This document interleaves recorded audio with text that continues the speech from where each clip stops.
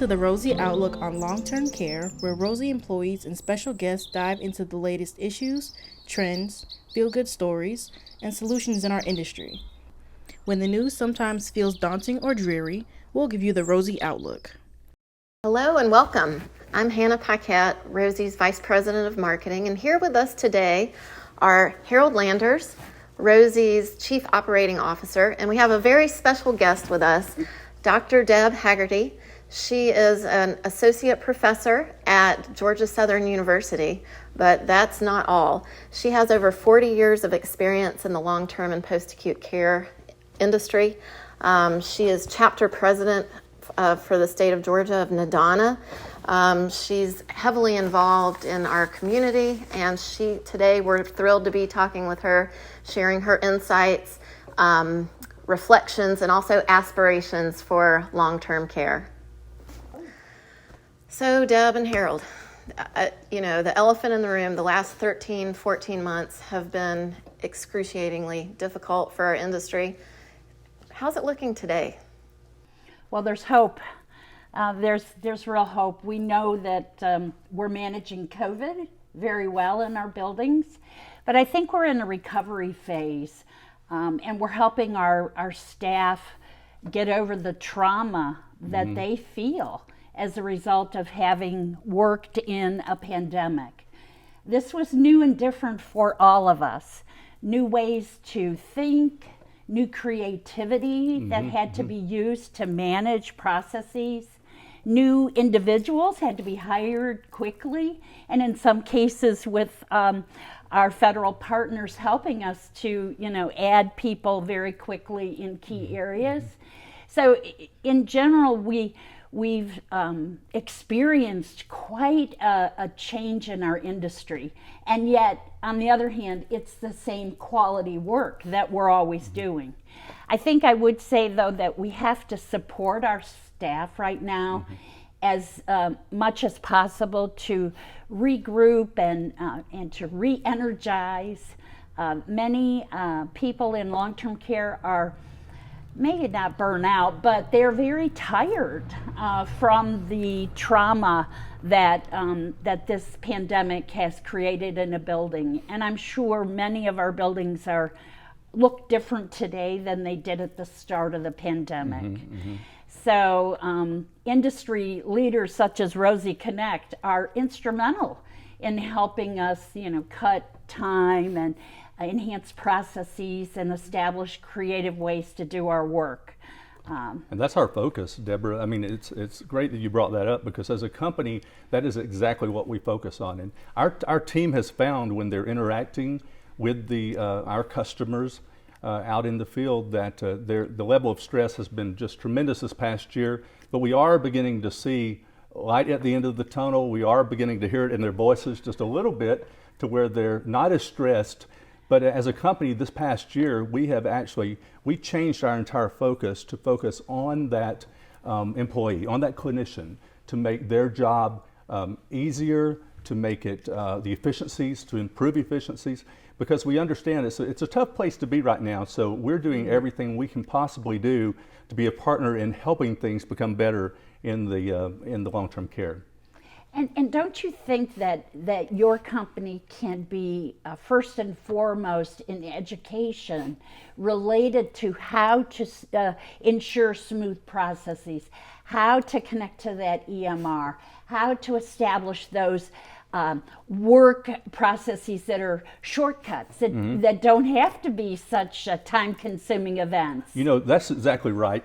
So many tasks that we found in the centers are redundant. For example, when a nurse goes into a room and she captures the data from the patient and then has to go down the hallway to a kiosk or perhaps even to her office to key that same data into the system, if everything can be done right there at the patient's bedside, there's several things that can happen. Number one, it's easier on the patient because there's less time.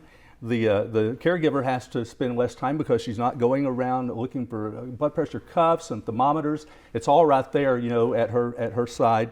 And everything that she does in the room, as far as the data, collecting it, can be entered and saved into the EHR right there at bedside. So when she leaves that patient's room, everything that needs to be done is done. And at that point, the doctors or whomever needs to see that data to actually escalate the treatment or make directives can do so right then and there. So it really saves time on the patient care and on the employee as well. And we've just seen stress go down, but that's what we've done this past year, is focus on how can we help that caregiver. That's been our theme all year, especially since the onset of COVID. It's just fabulous, because I call that patient-centered and worker-centered. And it helps both, right? Because the patient sees the nurse being efficient, the doctor gets the information that they need immediately through that EMR, and there's no treatment delay. So it's the best of both worlds. Absolutely, so. And of course, I think this goes without saying that keeping down hospital readmissions is so important, so that you can treat that patient in place. And with our solution that we brought to the market, it actually helps in that area because the information flow is there. You're not having to actually call and get, it's all right there in one place for both the caregiver and the provider, and even the family members. In some place, we have a family engagement module as well. So, we're working more and more to bring it all together as much as we can bring into one place, so that the nurse can come up and handle everything at one time. That's our goal, and that's what we're doing, and that's been our focus, like I said earlier, this year. That family engagement model and unit that we have used in facilities, it's fantastic. It allows people who live many, many miles away, and during COVID there were no visitors, so the residents were really profoundly impacted by that. We all know that. That's just a given. But with that engagement model, the ability to use a Google Meet or a Zoom presentation where you see the person, you cannot touch the person, but you see them, you engage, you converse, you are interactive with family. That's important, and that in itself was just a wonderful thing to use, and to see the faces of the residents smiling, and families who couldn't get there because of miles of distance, as well as COVID restrictions. What a joy that was. Yes, we saw a lot of the information on it, how that the residents would be depressed, and once they saw their family members, that it helped their entire demeanor. And this past year, I'm excited to say as well that we partnered with Tapestry Health, and with their telehealth platform, we've been able to provide telehealth across the communities, as well as remote patient monitoring. They do a fabulous job there, so we're partnered with them, so we're actually again able to bring the full circle to the long-term care center, from the patient, capturing the patient's vitals, all the way to making sure that data gets into the right place, to the provider at the right time. So we complete the entire circle there with our partnership with Tapestry Health. And then there's that creativity that you're speaking of, right? That telehealth is one of the most important areas that long-term care should be engaging in. We have to adopt models where we can have quick access to data, quick interventions. We shouldn't have to send people out of a building to have a see. You can see this kind of thing through the EMR and the clinical information. That is where we need to go in order to improve quality of care, reduce trauma of going in and out of a building repeatedly. The cost would be less. Physician access will improve. Engagement of nurse practitioners can result in that kind of process. So we really do need to use telehealth and get it in every building. Absolutely. It's been such a great partnership with Tapestry Health. With their remote patient monitoring, someone watches those vitals and they're able to react to them right then. In a traditional setting, the vitals might be captured in the morning and not be entered into the system until a few hours later. But this way there's eyes on it right then. So there's an alert that can be sent to the provider or whomever needs to see about that patient immediately. So these are live time alerts. You've got clinicians and providers watching those vitals. So it all ties together. So it's really such a driven technology to provide, just like you said, making sure that those providers have the right information at the right time for the resident. And we're seeing great success with that. I'm glad you brought up remote patient monitoring and telehealth, because I think, while the industry has made great strides over the last year in kind of adapting to and adopting new technologies, we're already looking to the future. So every morning when I get to work, I log onto my computer and I read the news digests for our industry. And I think everyone is just waiting to see what's going to be the next thing. There's talk about lower demand for institutional care, and perhaps, the reimbursements, demand and reimbursements are going to move more towards home care. And also, maybe consumers are actually looking for this too. So looking ahead, I would think that this remote patient monitoring and telemedicine, they're going to be the new normal, I think. I think so, and I think that our dashboards, our electronic dashboards, will help us do that, and I'm sure Rosie can add to that, that data that we see.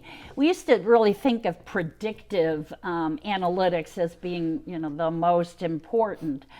But really, we're talking today about interventional analytics. Right. Being able to, on the spot, make decisions, looking at data, looking at changes, being able to address current needs and what that patient might need right now in real time with real people who are there to provide quality care. So we really want to support that.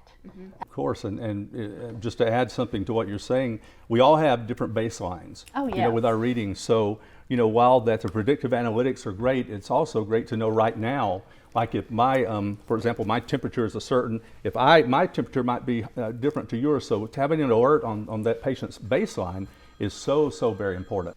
Debra, the thing that's most important out in the community now is making sure that the alerts get to the right folks. And so at Rosie, we have smart alerts. And what this means is it looks at the baseline of that patient, and it's able to alert the right person at the right time. So, while that predictive analytics might be something that's out there that's great, everyone needs alerts now. So if that patient is admitted with said condition, then someone needs to be watching that and alert that right person. So we've actually invested a lot of our time and development and training in smart alerts this year. And so we're just excited to be able to bring this to the community and help make a difference.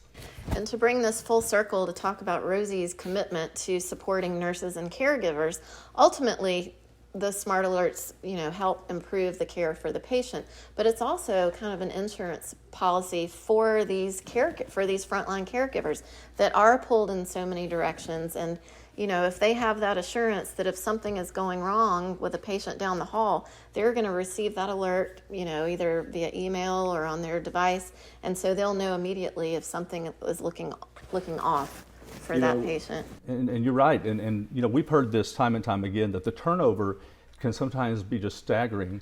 And so we've got, there's nurses that have to hire new assistants, certified nursing assistants every week. So this is a way for them to make certain that the right data gets to them should there be, like Hannah said, a condition that needs to be seen about immediately.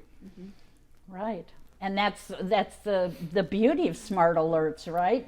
No matter who that new person is, they're going to get an alert and they're able to deal with that alert so the resident gets a quality of care, right there. And it doesn't fail. So, and you're no stranger at all to working in a long-term care facility. Even as a director of nursing, I'm sure you worked with products and equipment that would trigger alerts. But if it's not a meaningful alert, we know that alert fatigue can set in. And is anybody really taking action on those?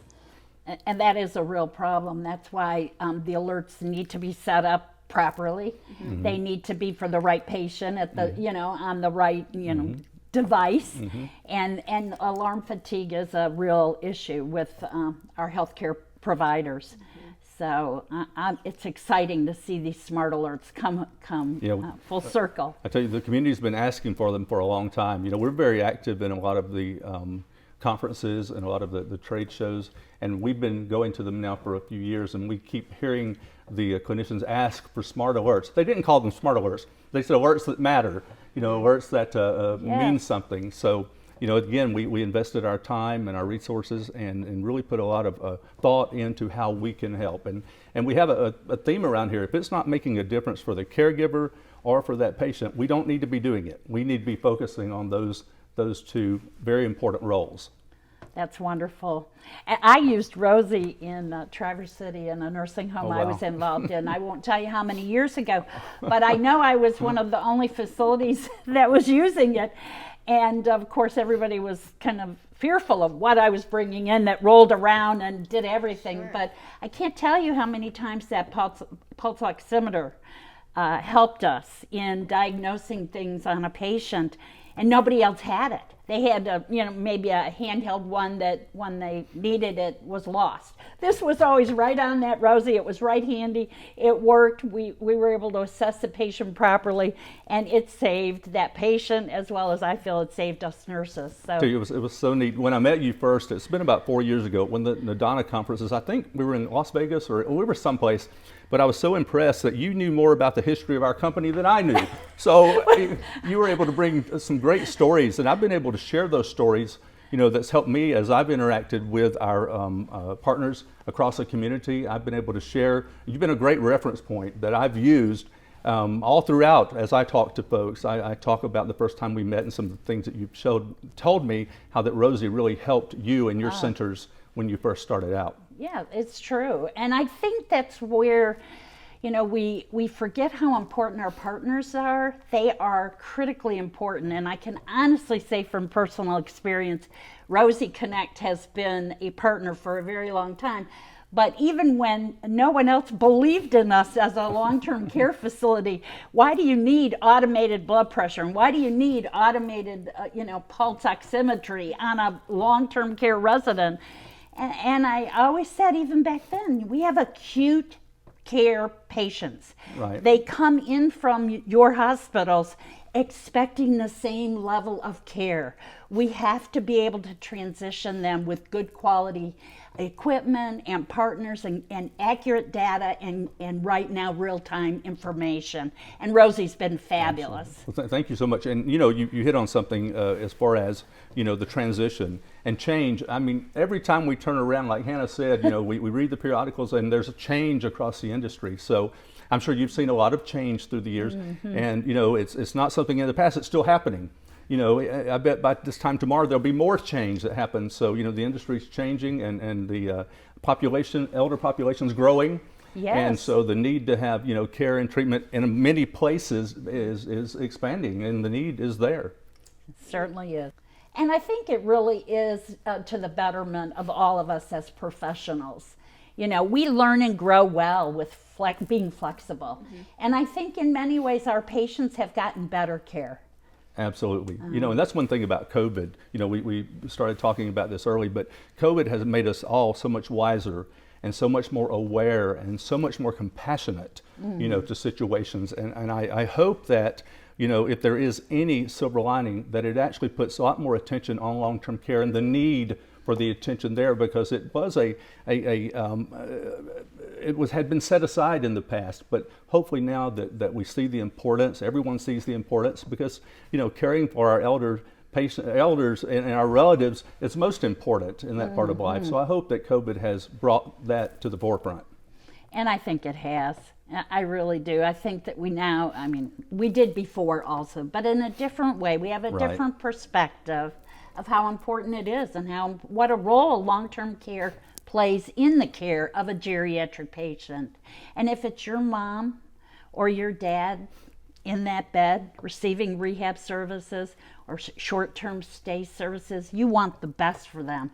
So wouldn't you want the best equipment to give you the clearest, accurate data about how they're doing? Absolutely. You're right. Our goal is to support those heroes, and the heroes right now in the entire country are the caregivers. The heroes are those who went to work in the face of COVID being at its peak, really not even fully understanding it, and they were there taking care of those residents, day in and day out. So I believe out of all the professions in the world, that the caregivers, those clinicians, those healthcare professionals during COVID, they're the heroes. They're the ones that they should receive the top award, if there is such one given. They're the heroes. Absolutely. They work hard, and they work hard every day, and COVID has taught them new lessons regarding work and performance. So, and it is ongoing, so we need to continue supporting them and raising them up as the heroes of healthcare today. And that's what we're going to do. You know, as the more that we hear from the field or from our communities, the more that we put emphasis on that. You know, and so every week we have meetings and we say, you know, guys, what have you heard? You know, what are the needs out there? You know, and we interact with our customers and we call them daily. You know, so, you know, if we're not close to the situation, we can't help the situation. So we want to know exactly what goes on every day. And our owner, Steve Booker and Marie Booker, you know, that's one thing that I just really value about them is they keep a close touch on the reality. You know, they're not up, we're not up here just selling equipment. They actually listen, they're very involved and very compassionate to what goes on across the whole healthcare community. So I really admire them for their dedication there. So now this might be an interesting time to shift gears a bit, Deb, and talk about your role as an educator and how you are creating the future heroes. As a nursing professor, what are your hopes and views on what we're going to see in the future of nursing and long-term care? Well, first, my goal is to get people interested in long-term care. As an educator, I try to engender that interest, that love. I had a student who recently called me back and emailed me and said, you know, I never understood some of the concepts that you were teaching me, but I happen to be a professional in long-term care now, and it really hits home. Thank you for teaching me so much. And she was talking about things like quality assurance and quality improvement and performance improvement plans and root cause analysis, because my focus is to get them prepared using tools such as IHI. IHI, the Institute for Healthcare Improvement, has a great quality and safety curriculum, and I encourage my nurses to become quality and safety certified. As a part of my teaching curriculum, I use that, but also in long-term care. I realize some of the nurses may need a portion of that, say a root cause analysis, but it's certainly my job to engage them in teaching opportunities, learning opportunities, which will help them improve quality, take care of residents the best way, think of creativity when it comes to managing our workforce, and overall just being happy at work. I mean, that is the fourth aim. If you're looking at a triple aim, joy at work is something that right now long-term care is struggling with. So as an educator, I try to give people simple ways to just stop for a minute and appreciate the day. What has happened that you really can appreciate? If I can teach people just to be mindful and to appreciate a moment in a day and then go on to the stressful meetings that you have or the interaction, being able to control and be self-regulatory in their approach to human contact, because healthcare is complex, it's chaotic, it's ever stressful, and when you do that day in and day out, it wears on people. So, yeah, I try to teach them how to relax, how to be more reliant, self-reliant, mindful, and then give them the tools that they would need to be a better nurse and a better nurse leader. And both within the Georgia Southern or college situation, but also, as individual nurses in long-term care, because I do mentor directors in long-term care. Unfortunately, long-term care has a high turnover rate, and I truthfully believe that some of that is just because we don't mentor them well enough and give them an opportunity to cry on somebody's shoulder, to get permission to be upset and traumatized for a day.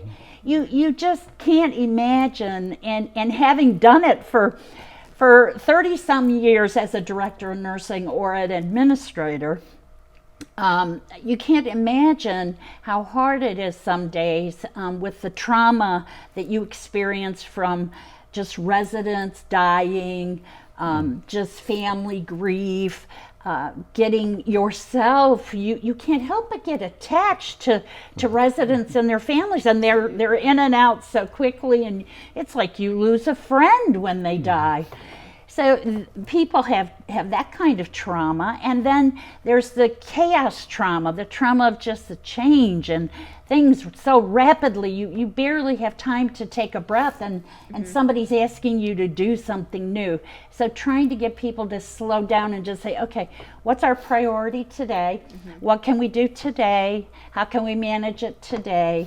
And give them praise for what they do, because we are a you did this wrong kind of profession sometimes. You know, we're really quick in life to correct people. We're not very quick to give people praise and positive reinforcement for effort. And so when I teach my nurses, I say, if there's one thing you can do, go out and say good job to your staff. You know, give them a candy bar. Take a bag of candy around and say, here, you know, here's for being sweet to that resident. Do something almost every day that you can recognize your staff, because doing it day in and day out, people need that. Instead of always just, well, come in the office and let's talk about how you didn't do this right. You know, we all know there's corrective actions, but on the other hand, our residents deserve our staff, nurses and CNAs, that are compassionate, kind, empathetic, and that's what we should be supporting and bringing out in people, not keeping them at such a high stress level that they're not able to demonstrate that compassion. I think you raised such a good point, and you know, we live in such a now world. You know, let's do it now and let's get it done now. And I believe that as the culture has somewhat faded, and you bring such a reality, just such a issue, a point that you raise, in the fact we have to stop and show appreciation. And I think as a society that we've allowed that to get away from us. And you're right. I think what you just said should make everyone stop and think for a moment. I know it certainly did me, as to how we can become better leaders and mentors and coaches, and to show just true, honest appreciation for those who are working hard and you know, give they're dedicated to whatever they do. They're dedicated, and take time to appreciate those heroes. And being able to really engage people as human beings and listen to them for understanding. You know, sometimes we're very quick to listen to reply. I'm going to talk over you and reply. But we really need to teach our staff to sit back and understand a different perspective and then go forward with that. And they do, it's true. People always remember how you make them feel. You're right. They may not remember your name, but they're going to remember how you make them feel. You're so right about that. You know, we have to be cognizant when we teach our nursing staff and teach our students that compassion and empathy, that's why you got into this business. That's what you're bringing. You're a different kind of individual.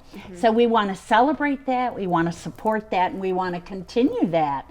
And how can we get that to continue throughout your career, so that at the end of your career, maybe it's 30 or 40 years, you're still the same compassionate person when you started. That's my goal, you know, being able to support. And that happens through mentorship and through engagement and support and positive reinforcement and giving corrective action, you know. You're such a positive example in the community, because there aren't many like you left that really see the importance in the things you talked about. But when you said we'll forever remember how someone makes us feel, and that is so true. You know, it's not what they give us or what they do for us; it's how they make us feel when we're in their presence. So, you know, it's we admire you so much for everything you bring to the community and to just long-term care as a whole. I mean, you're certainly a pillar in the market, Debra. I want you to know that. Well, thank you so much. I appreciate it. You know, I wouldn't be doing this if I didn't love it. You know, and I love the residents. It shows. That's my goal. Your passion and compassion shine through in everything that you do. Well, thank you so much. Well, before we wrap up for the day, I have one question that I always love to ask our guests, and that is, if you had a magic wand, what is something that you could create, innovate, change, you name it? What is your dream? I think staffing in long-term care contributes both positively and negatively. And I mean that in that we have a lot of turnover in long-term care. And I truly believe that if we had consistent staff and paid them what they were worth, I look at a ticket to a ball game versus what we're paying a CNA in a nursing home. Some nursing homes aren't even close to $15 an hour. And it's really not a living wage below that. If anyone's tried to calculate that out, I have. You cannot pay my bills on $15 an hour, and I don't have that many. So if I had a few kids I was supporting, I would be devastated. I would not only be living paycheck to paycheck, but some things would not get paid. So I think we need to support our industry. They're doing the work. The nurses and the CNAs need to be shown through recognition, through positive examples, exemplars of their courageous acts, and salary. Just providing a living wage would really reduce turnover and would generate stability in the long-term care industry so that these changes we've talked about can be done seamlessly. And education can become a regular, ongoing thing in a home without fear of, they've terminated and they're no longer here. We have to get somebody to do that job now. Or that CNA has never worked with Rosie, so, we're having trouble in that regard. They aren't operating it correctly. So I really think turnover and stability then leads to better opportunities for joy at work and better work conditions. Absolutely. I want to just say one thing. I know we're short for time, but this past year at Rosie, we actually created a tutorial.